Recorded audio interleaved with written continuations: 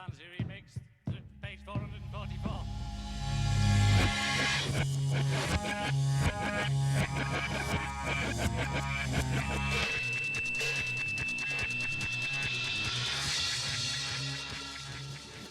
Hi, welcome back for another instalment of Psychedelic Goodness. Still on the bees. I think this might be the last lot. I'm not sure if I can squeeze in some of the other albums. Do the Butthole Surfers count as psychedelic? They're pretty weird. I would count them as that. I might include them next time. Let me know what you think. It doesn't have to be from the 1960s to be psychedelic as far as I'm concerned. So what we're listening to at the moment is this. It's called Psychedelic Underground. It's by Bokaj Retsiem. That is Mr. Jacob backwards in German. Meister Jakob. It came out in 1969 on the Fast label. I'm actually playing, I've got a reissue of it. This is the original on the Fast label. Came out in 69, as I say, in Germany. I don't think it sold very well. Not much is known about it, whether it was looks like a psychsploitation, as they call it. Exploitation of the current trend. Especially with that kind of sleeve. It's sung in English. There's some great adverts for German Schlager music on the back there, if you can see those. So yeah, it's a good album. Lots of organ on it, and some pretty heavy guitar, as you can probably hear in the background. Definitely worth picking up if you come across it. I got this years ago. It was very, very cheap. I think I paid £1 or £2 for it. You could probably pick up the reissues still, and if you can fall upon an original, do get it. Next we have the mighty Blossom Toes from the UK, one of the quintessential UK psych bands in my opinion.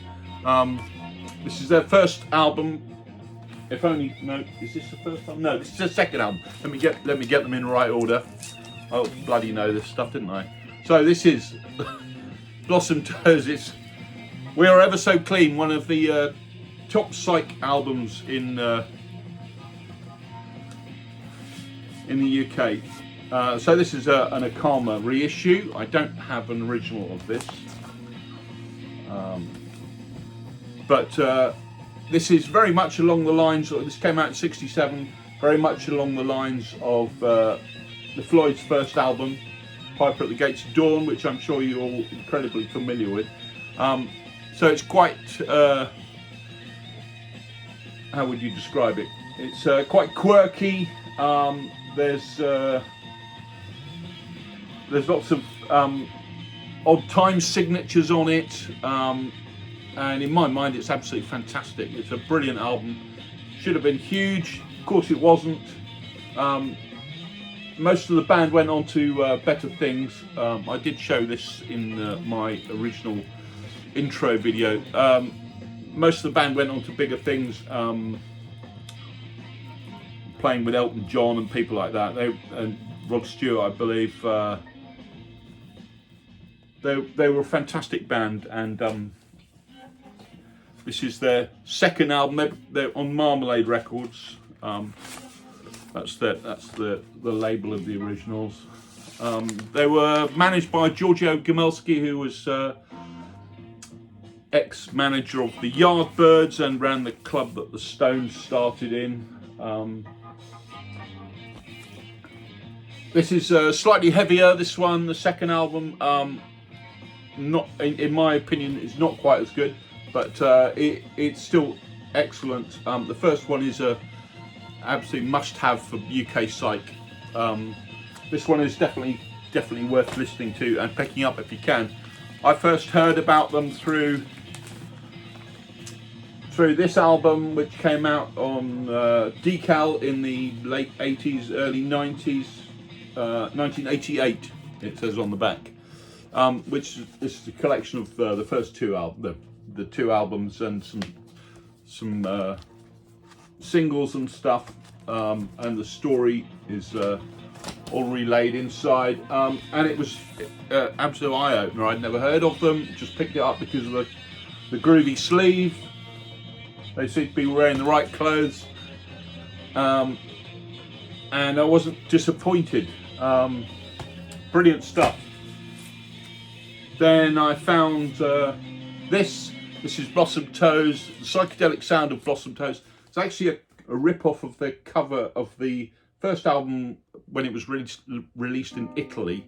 Had this cover, although it was in colour rather than just orange and white. But this is live in '67. It doesn't say where it was recorded live. I mean, it's a good record. They sound like a fantastic live band. There's a 16-minute, 15 seconds of Captain Trip, which was one of their songs. But obviously, being recorded in 1967, the technology wasn't great, and it does sound like it was recorded. You've got to be a bit of a devotee of Blossom Toes to want to own that one and this one, because the quality of recording back then was less than optimal. So this is another one that came out, Love Bomb. This is a triple album, 67 to 69, limited to 1,000. This is number 78 on Sunbeam, which is a great reissue label.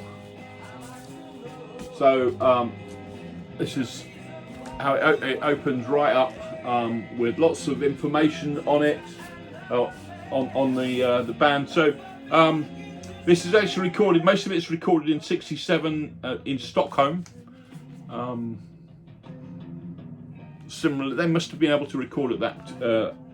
I guess it's probably the same gig, same club that Electric Prunes recorded at. So it's mostly from the first album, the one in the two sides that are in Stockholm. Side 4 is some radio broadcasts from the UK in '67, and which side is it now? Yeah, side 5 and 6 are from a festival in Belgium in 1969. Side 6 is just one track, Grooving, and that is with a guest appearance from Frank Zappa. I believe Frank Zappa played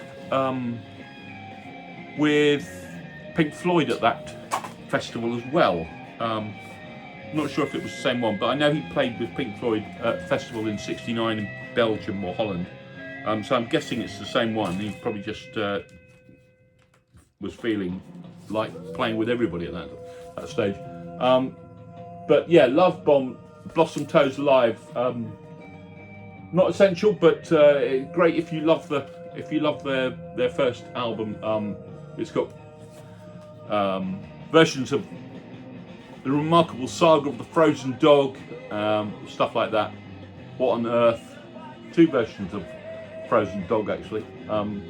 Yeah, and the front cover was taken at Alexander Palace at the festival there in '67. Fantastic shot there from on stage. Next we have The Blue Things, Listen and See. I think they were from Kansas, if I'm not mistaken. This was recorded in '66. Apparently they changed by the time it came out. They had already become more psychedelic. So it's on Victor, RCA Victor. But this is basically a folk rock record. There are touches of psych on it, but only just. It's very, very much like Rubber Soul, that kind of deal. But it's very well done. It's really good. If you place the needle on the first track on side 1, High Life, you'll be amazed that you're not playing the Fab Four, because it does sound remarkably like them. Next up we have my one and only album by Bobby Brown. Alas, not Whitney Houston's Beau, but this is an itinerant musician who played in California. This came out in '78. I think this is his second album. So this is Bobby Brown live. All of his albums that I've seen, and I've seen a few of them about, were signed by him. He sold them out the back of his van, apparently. There's his van, and it's pretty interesting. It's kind of live on the beach almost in California somewhere, Venice Beach, somewhere like that. And it's pretty interesting. It's quite laid back, but there's some very minimal synthesizers on it and stuff like that. So he built himself some homemade instruments, and it's got a very hippie vibe. But it's pretty interesting. Bobby Brown, it's quite easy to find, I think. I think he sold a lot of them by the amount I've seen at record fairs. It seems to crop up. Next we have a record I haven't seen shown on the VC. This is Bigfoot. This is from '68, I believe. This is on Winrow Records. And it's a Californian band from 1968, as I say. It's a pretty good record, very much of its time, as you can see by the cover art, and the very hairy gentleman on the back. But it's worth picking up. It's very well played. They're good musicians. It's kind of it just sounds very Californian to me. 1968. It's remarkable sometimes when you buy a record that this is from, like I say, '68. This is still in the shrink, and the record is in. It's almost mint condition. It's incredible that it always strikes me as amazing that these records have lasted so well without getting trashed or the shrink coming off. Or people back in the day did not look after their records as we tend to do now. People are very obsessive about how they keep them, but they didn't used to. We used to go to parties. And there'd just be a pile of vinyl lying on top of each other on the floor that you'd pick up. Many of those records got trashed, but they were well played, and a lot of them are, they're worth a lot of money now. From my youth, when you could, well, anyway, people like Joy Division and stuff like that. Their first album, I remember taking that to many parties, and it was just like chucked around, and they're ridiculously expensive now. I still have my first original copy of that, bought the week it came out. Fantastic band I saw live and really liked. So next up we have a bit of a digression there. Next up we have the Eyes of the Beacon Street Union. This is another great gatefold of its time. Quite well-known record, part of the Bosstown sound. '68, I believe this came out. This is an Akama reissue. Don't have an original of that, unfortunately. They are not that easy to find in the UK, or didn't used to be able to. You can probably pick them out now. People are buying and selling this sort of thing much more often. It's a good record.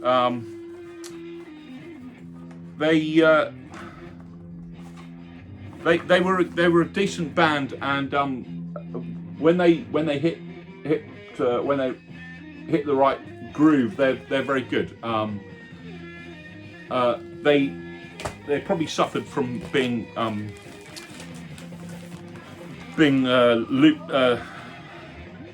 stuck with the Bosstown sound, because that tended to, that sort of was a bit of a kiss of death to a lot of bands. The second album is an original. The Clown Died in Marvin Gardens by the Beacon Street Union. This is the original inner sleeve on MGM, as were Ultimate Spinach, who were part of that crowd, and also I think Orpheus was on MGM as well. I'm not sure, pretty sure about that. But so this is their second album came out '69, I think. It's good. It's a good record. Again, unfortunately on here they make the mistake of doing a cover of Blue Suede Shoes. Quite why anybody would want to cover that record. Seems utterly pointless to me, but they do also do a version of Baby Please Don't Go, which is 16 minutes long, and that's actually not bad. But yeah, I could do without Blue Suede Shoes. There's only 2 versions of that that are any good, and neither of them are on here. So the Clown Died in Marvin Gardens, Beacon Street Union. Pick it up if you can. Last, we have another band, I believe, were they from California? I can't remember where they came from. So this is Bloodrock. This is their 3rd album, I believe, the only one I have. Bloodrock USA. Great cover art. That's the full. So this is more hard rock. It's on Capitol. It's a bit of a stretch to call it psychedelic, but it's of the era. 71. This came out.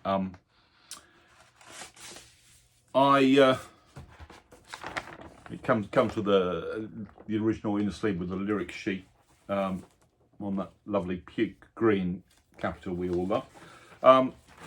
It's really hard rock. It is from the era, but it's a bit too straight rock for me. I have to say I do prefer music that's gone all weird around the edges and changes direction in the middle of songs, and is not kind of just so straightforward, unless it's the songwriting is fantastic. I do like it to be a little bit weird, and this one is a little bit too straight for me, but it's a decent record, good hard rock, and yeah, it's pretty well known, and they were quite successful in the States. They, as far as I know, they did absolutely nothing over here in the UK. I don't know whether they didn't tour or they weren't promoted, but until I started delving into psychedelia, I'd never heard of Bloodrock, but they seem to have been quite well known in the States. But you've got to love that cover art. Okay, so that's it for this week. I believe my oil wheel's gone out. That's it for this week. There'll be some more soon. Take care and stay tuned. Bye.